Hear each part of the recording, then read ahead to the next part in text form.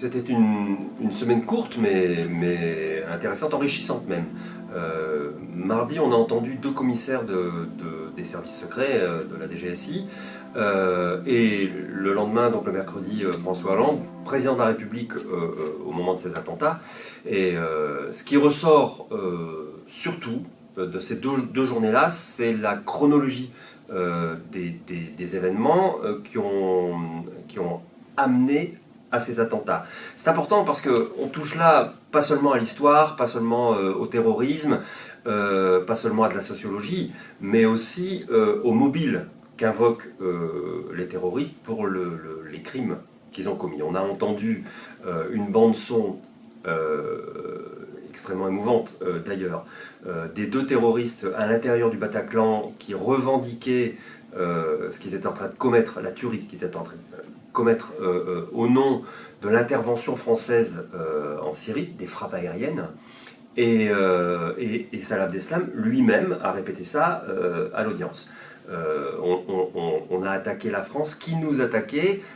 Nous attaquer, dit-il, alors qu'il n'a jamais mis les pieds en Syrie, mais voilà, on comprend ce qu'il veut dire. Tentons de l'admettre.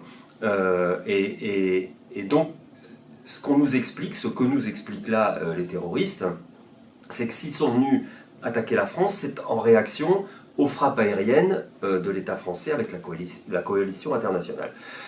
Ce qui ressort de ce qu'on a entendu cette semaine à l'audience met complètement à mal cette idée-là.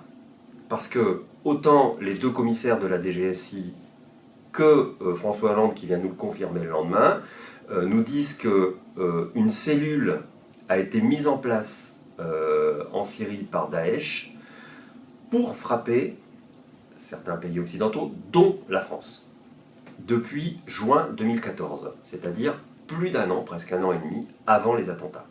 Et bien sûr, bien avant que la France participe aux frappes aériennes sur la Syrie.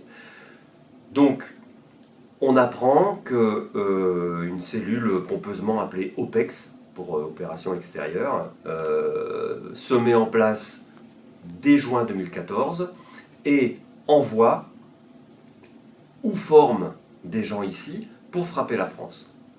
C'est notamment Mehdi Nemmouche qui commettra l'attentat au musée juif de Bruxelles et qui sera arrêté ensuite à Marseille avec un sac bourré d'armes.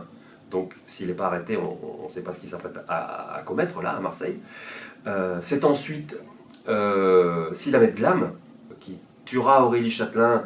Et la pauvre, elle a probablement, par sa résistance, empêché un massacre devant une église de Villejuif. Et troisième attentat, celui qu'on dit manqué, mais il y a eu tir quand même, dans le Thalys, qui a été arrêté ici à Arras. Les trois fois, les terroristes envoyés par la même cellule qui est déjà créée, frappent la France. Et ça, avant que la France, donc que l'État français participe aux frappes aériennes sur la Syrie. Donc ce qu'on pourrait éventuellement accepter comme un mobile sur le principe ne tient pas. On a bien compris que ce serait le mantra d'Abdeslam, sauf que les faits qu'on a entendu établir cette semaine à l'audience prouvent le contraire.